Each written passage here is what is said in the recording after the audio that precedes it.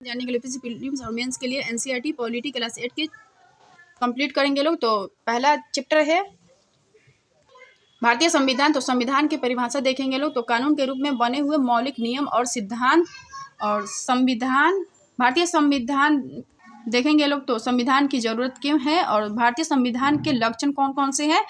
तो संघवाद, संसदीय शासन पद्धति, शक्तियों का बंटवारा और मौलिक अधिकार, धर्मनिरपेक्षता। तो ये भारतीय संविधान के लक्षण है। संविधान की जरूरत क्यों। तो समाज का मूलभूत स्वरूप क्यों है, देश की राजनीतिक व्यवस्था कैसी हो और खुद को अपने आप से बचाए रखने के लिए। समाज के मूलभूत स्वरूप क्यों है। समाज में कई समुदाय होते हैं, सभी एक ही मुद्दे पर सहमत नहीं होते हैं। नियमों का समूह चाहिए, देश को चलाने की पद्धति कैसी हो। एग्जाम्पल्स के लिए नेपाल 1990 में राजतंत्र था और 2006 में राजतंत्र खत्म हुआ और 2015 में नए नियमों पर आधारित संविधान बनाया गया। देश की राजनीतिक व्यवस्था कैसी हो। तो शासन पद्धति में निर्णय प्रक्रिया कौन लेगा, लोगों को चुनने के बाद भी संभावना है कि सत्ता का दुरुपयोग होगा। तो इसे रोकने के लिए फंडामेंटल राइट, मौलिक अधिकार है।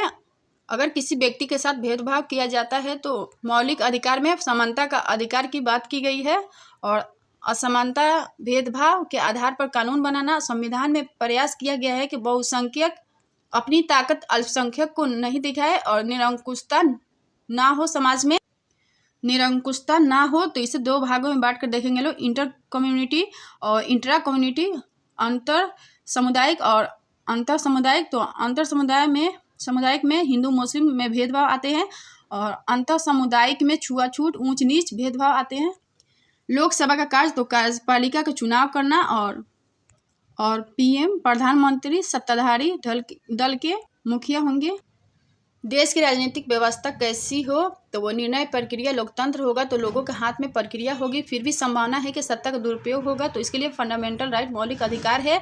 अगर किसी व्यक्ति के साथ असमानता के आधार पर भेदभाव करता है तो इसके लिए मौलिक अधिकार में समानता के प्रावधान किया गया है, समानता के आधार पर प्रावधान किया गया है। संविधान में प्रयास या प्रावधान किया गया है कि बहुसंख्यक अपनी ताकत अल्पसंख्यक को नहीं दिखाए, निरंकुशता न हो समाज में, इंटर या इंट्रा, अंतर सामुदायिक या अंतर सामुदायिक, इसके आधार पर छुआछूत न हो। सरकार का कार्य, तो कानून बनाना और लागू कराना। टू सेव अस फ्रॉम, तो खुद को अपने आप से बचा सके। तो भ्रष्टाचार, संसदीय शासन पद्धति, उन्मत्तता को बचाने के लिए संविधान है। और कई बार हमारे विचार इतने तीखे होते हैं कि व्यापक हितों को नुकसान हो सकता है और इसके लिए संविधान रक्षा करता है। और उदाहरण के लिए राजनीतिक पार्टी, दलगत राजनीति। तो अगर कोई व्यक्ति भ्रष्टाचार से परेशान हो जाता है तो सैन्य शासन या तानाशाही लागू करने की बात करते हैं। तो इन उन्मादों बचाने के लिए संविधान का निर्माण किया गया है। बुनियादी संरचना को इस उन्माद से बचाना और उन्माद से बचाने के कार्य संविधान करता है। संघवाद, तो संघवाद के अर्थ है देश में एक से ज्यादा स्तर की सरकार होना, और जैसे केंद्र सरकार और राज्य स्तर की सरकार और स्थानीय शासन। भारतीय संविधान के मुख्य लक्षण, तो संविधान सभा में 300+ मेंबर सदस्य द्वारा 1946 में संविधान सभा का गठन होता है और 1964 में संविधान सभा का गठन हुआ और संविधान बनाने में टोटल समय 2 वर्ष 11 माह 18 दिन लगा था और कई समुदाय शामिल थे। भाषा, धर्म विविधता, सांस्कृतिक मौजूद थी, सामाजिक आर्थिक स्थिति थी। संविधान की विशेषताएं, तो संघवाद, संसदीय शासन पद्धति। तो इसमें सार्वभौमिक वयस्क मताधिकार के आधार पर अपने प्रतिनिधियों को चुनते हैं। तीसरा है पृथक्करण का सिद्धांत हो, तो जैसे न्यायपालिका, विधायिका, कार्यपालिका। तो इन तीनों के कार्य क्षेत्र अलग अलग हो और राज्य सभी धर्म को विशेष नहीं। और संविधान के चौथा विशेषता है मौलिक अधिकार हो और पांचवा है धर्मनिरपेक्षता, सेकुलरिज्म हो। धर्मनिरपेक्षता, तो धर्मनिरपेक्षता राजबद्ध होता है जिसमें राज्य अधिकृत रूप से किसी भी धर्म को राजकीय धर्म के रूप में बढ़ावा नहीं देता है। नंबर 2 है धर्मनिरपेक्षता की समझ। तो धर्म को अपनाने और दौड़ने का अधिकार हो, धर्म का वर्चस्व हो, धर्म राज्य से अलग होना चाहिए, बहुसंख्यक द्वारा निरंकुशता न हो, किसी भी आस्था धर्म में राज्य द्वारा भेदभाव नहीं होना चाहिए, राज्य अलग रखता है धर्म से। धर्म को राज्य से अलग क्यों? तो लोकतांत्रिक तरीके से शासन चलाने के लिए धर्म को राज्य से अलग न करने पर धर्म बहुत अल्पसंख्यक लोगों के साथ भेदभाव हो सकता है। लोगों की धर्म के चुनाव की रक्षा करने के लिए भारतीय धर्मनिरपेक्षता क्या है? तो जहाँ एक धार्मिक समुदाय किसी दूसरे धार्मिक समुदाय को न दबाए और राज्य का न तो धर्म होगा नहीं जबरदस्ती थोपेगा, स्वतंत्र तो होगा। और भारतीय धर्मनिरपेक्षता को इसे तीन तरीकों में बांट कर देखेंगे लोग, या 3 भागों। तो पहला तरीका है राज्य का खुद को धर्म से अलग रखना, और दूसरा तरीका है अहस्तक्षेप का सिद्धांत हो, एग्जाम्पल सिख धर्म, और तीसरा तरीका है हस्तक्षेप का सिद्धांत, एक ही समुदाय में भेदभाव, असमानता। राज्य राजनीतिक संस्था है जिसका एक निश्चित भूभाग होता है, प्रभु राज्य का तत्व है। अमेरिका और भारत के धर्मनिरपेक्षता देखेंगे लोग। तो अमेरिका, इसे 2 भागों में बांट कर देखेंगे लोग, पहला है अमेरिका और दूसरा है भारत। तो अमेरिका में देखेंगे तो विधायिका धर्म के पक्ष विपक्ष में कानून नहीं बनाएगी, और भारत में देखेंगे तो भारत के संदर्भ में तो भारत में हस्तक्षेप लागू है, राज्य संरक्षण देगा। भारतीय धर्मनिरपेक्षता दूसरे लोकतांत्रिक देशों की धर्मनिरपेक्षता से अलग है। नंबर 3 है हमें संसद क्यों चाहिए? तो लोगों के फैसले को क्यों लेना चाहिए, लोग फैसला किस प्रकार लेते हैं, और लोग और उनके प्रतिनिधि लोकतंत्र में संसद की भूमिका। तो राष्ट्र सरकार के चुनाव में भूमिका और नियंत्रित निर्देशित में भूमिका, कानून बनाना। संसद में कौन लोग हैं? तो ओबीसी, एसटी और एससी महिलाएं सीटें। स्वतंत्रता संघर्ष की उपज में विचार। तो पहला है भागीदारी पार्टिसिपेशन, और दूसरा है स्वतंत्रता फ्रीडम, तीसरा है समानता इक्वलिटी। तो लोगों को फैसला क्यों लेना चाहिए? तो देश स्वतंत्र 15 अगस्त 1947 को हुआ, हमें आज़ादी तो 15 अगस्त 1947 को मिली। स्वतंत्रता संघर्ष में सभी वर्गों के व्यक्ति शामिल थे, और इन लोगों के विचार स्वतंत्रता, समानता, भागीदारी शामिल है। और 1885 राष्ट्रीय कांग्रेस की स्थापना हुआ, और इसमें विधायिका में भागीदारी हो, बजट पर चर्चा का अधिकार हो, प्रश्न पूछने का अधिकार दिया जाए।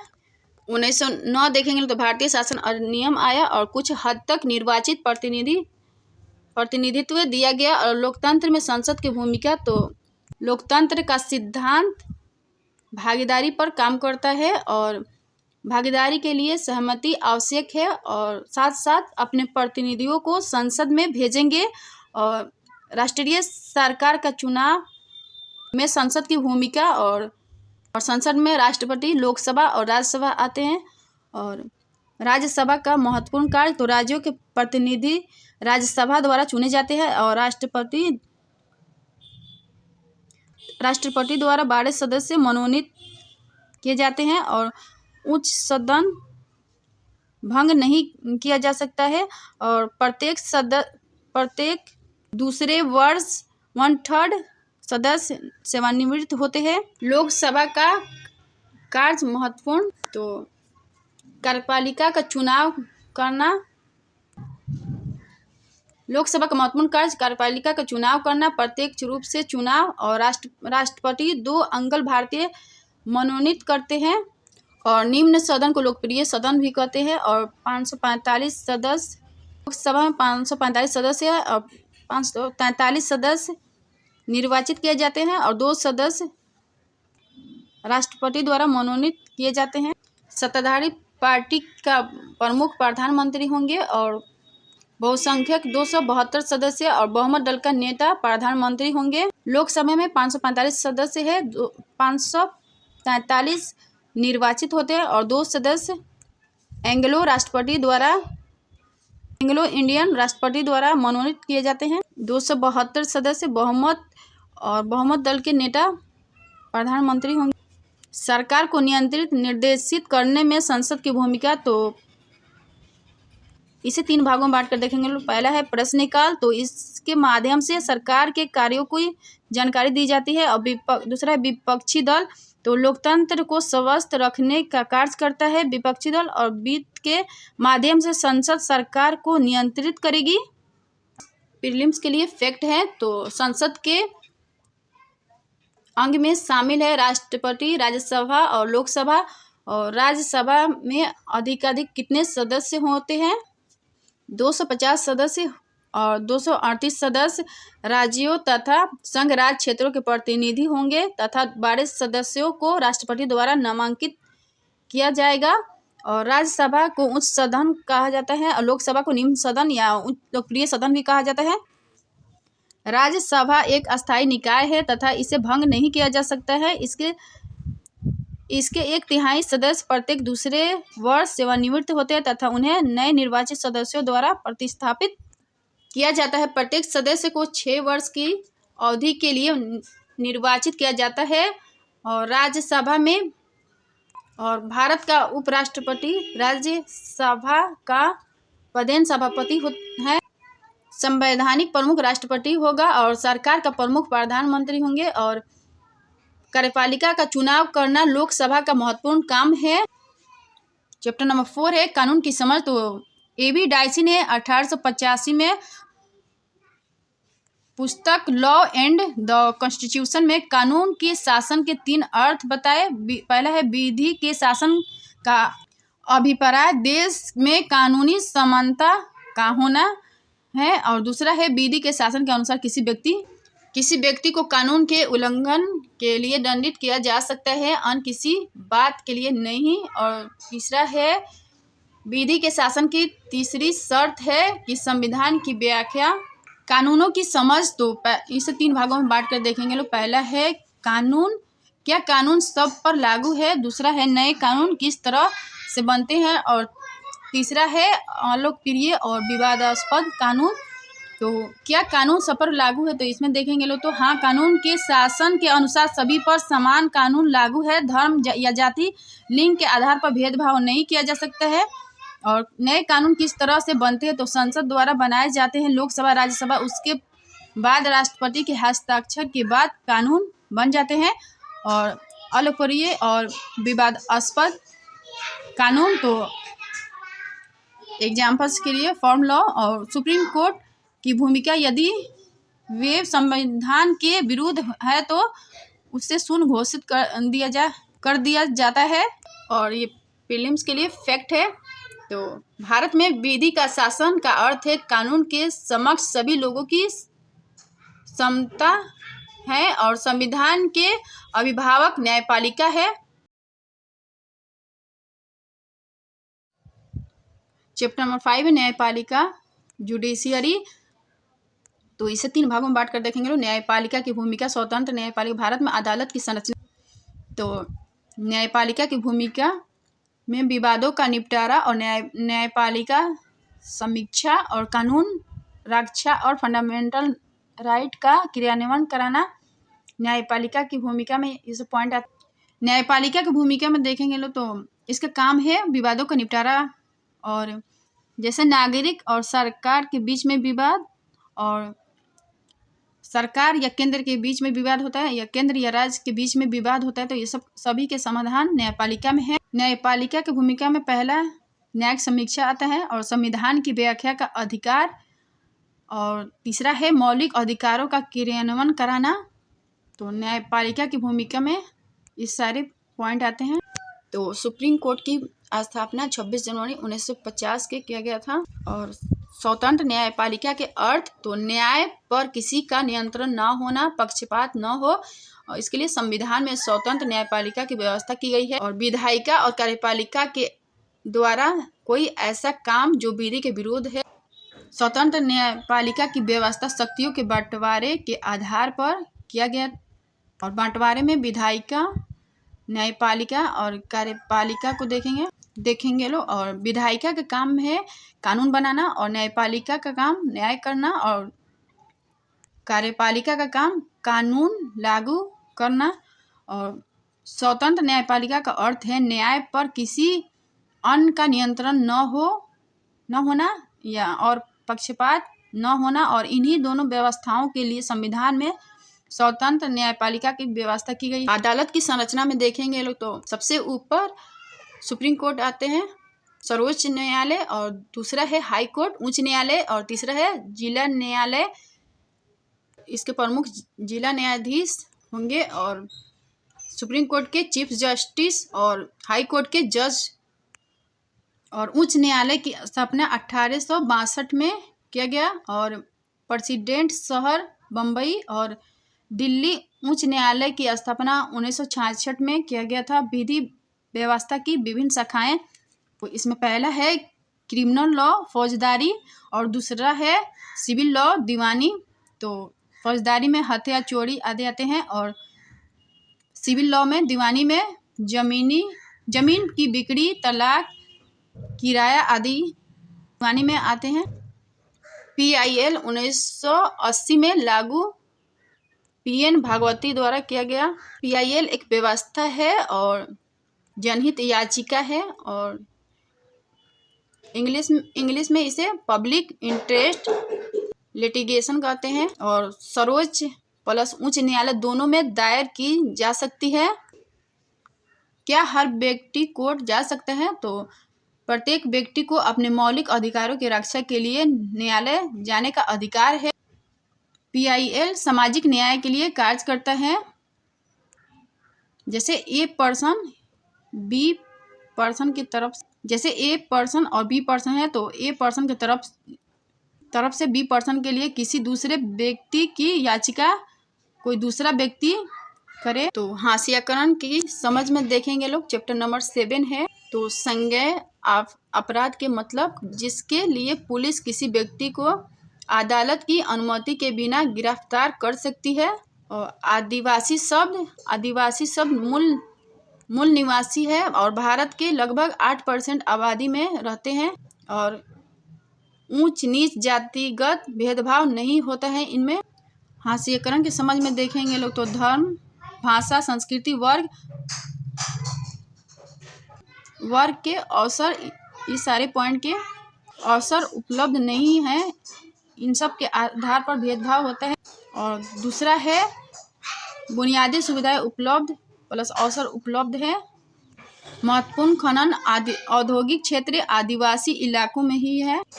आदिवासी समूह सबसे अधिक कहाँ है? तो जमशेदपुर और रावरकिला और भिलाई में। भारत में 500 प्लस आदिवासी समूह छत्तीसगढ़, मध्य प्रदेश और उत्तर प्रदेश, उड़ीसा में 60 प्लस है। आदिवासियों को उन्हें जमीन और जंगलों से हटाने के प्रभाव, तो आजीविका से वंचित, भोजन से वंचित, परंपरागत निवास से शहरों की ओर रूप, आर्थिक क्षेत्र में सरकार की भूमिका। चैप्टर नंबर 9 है जन सुविधाएं। तो जीवन के अधिकार के रूप में पानी और जन सुविधाओं को कौन प्रोवाइड करेगा और सरकार की भूमिका। तो जन सुविधाएं में ये सारे पॉइंट कवर करेंगे। तो जीवन के अधिकार के रूप में पानी, तो UN के द्वारा कहा जाता है जल प्रत्येक व्यक्ति को व्यक्तिगत रूप से घरेलू इस्तेमाल पर्याप्त, सुरक्षित या सस्ती दर पर उपलब्ध हो। और अनुच्छेद 21 में ये जीवन का अधिकार है। तो पानी की उपलब्धता, सार्वजनिक पहुंच हो, और सर्वोच्च न्यायालय द्वारा कहा गया कि सुरक्षित पेयजल का अधिकार फंडामेंटल राइट, मौलिक अधिकार है। जन सुविधाएं, तो जन सुविधाएं में संसाधनों की पहुंच अधिकतम लोगों तक हो। तो जैसे स्वच्छता, बिजली, सार्वजनिक परिवहन, विद्यालय, कॉलेज इसमें शामिल है संसाधनों की पहुंच में। और जन सुविधाएं के विशेषता, तो विशेषता में देखेंगे लोग, तो अगर इसका निर्माण कराया जाए तो अधिकतम लोगों तक इसकी पहुंच होगी। और ये जन सुविधाएं कौन उपलब्ध कराएगा? तो इसे 2 भागों में बांट कर देखेंगे लोग। पहला है प्राइवेट सेक्टर, दूसरा है सरकार। तो प्राइवेट, तो जन सुविधाएं समाज कल्याण कभी उपलब्ध नहीं कराएगी, लाभ के लिए काम करती है। और केवल धनी, इसकी उपलब्धता केवल धनी वर्ग को होगी और न कि वंचित वर्ग की। और सरकार में देखेंगे लोग तो सरकार समाज के कल्याण के लिए काम करती है और सरकार की जिम्मेदारी है। और 6 से 14 वर्ष की आयु के बच्चे को शिक्षा का अधिकार है। और अनुच्छेद 21 जीवन का अधिकार है। और जीवन का अधिकार के लिए पानी, स्वच्छता और शिक्षा, परिवहन ये सब महत्वपूर्ण है। चैप्टर नंबर 10 है कानून और सामाजिक न्याय। तो सामाजिक न्याय के तत्व तो अधिकार, समानता, भागीदारी, पहुंच सामाजिक न्याय के तत्व है। और कानून और सामाजिक न्याय की आवश्यकता क्यों? तो शोषण से मजदूर या उपभोक्ता को बचाना और उचित न्याय करना और बाजार या समाज में अनुचित तौर तरीकों पर अंकुश लगाना। और कुछ स्थिति देखेंगे तो कंपनी या ठेकेदार तो मुनाफा बढ़ाने के लिए मजदूरी कम, वेतन कम देंगे। तो सरकार द्वारा कानून लाया गया, न्यूनतम मजदूरी अधिनियम बनाया गया। तो जैसे उत्पादक, मजदूर और उपभोक्ता के शोषण नहीं होगा, इनके संचालन में शोषण नहीं। तो सरकार के द्वारा सामाजिक न्याय कैसे प्रोवाइड कराया जाएगा? तो एक तरीका है मजदूर को उचित वेतन, कार्यदशाएं सरकार द्वारा कार्यस्थल का निरीक्षण किया जाए। दूसरा अन्य तरीका है कानून को ठीक तरीके से लागू करें और निजी कंपनी पर नियंत्रण रखा जाए। और संविधान में वर्णन शोषण से मुक्ति का अधिकार है। और बंधुआ श्रम नहीं करा सकते हैं। और 14 वर्ष से कम आयु के बच्चों को खतरनाक कार्यों में नहीं लगाना है। और 2016 में संसद के द्वारा एक संशोधन लाया गया, बाल श्रम अधिनियम 1986, जिसमें यह कहा गया है कि अगर आपने 14 से 18 वर्ष के बच्चों को अगर अपने किसी जोखिमपूर्ण कार्य पर लगाया तो संज्ञेय अपराध होगा। तो अगर वीडियो पसंद है तो like, share, comment and subscribe कर दीजिएगा। Thank you.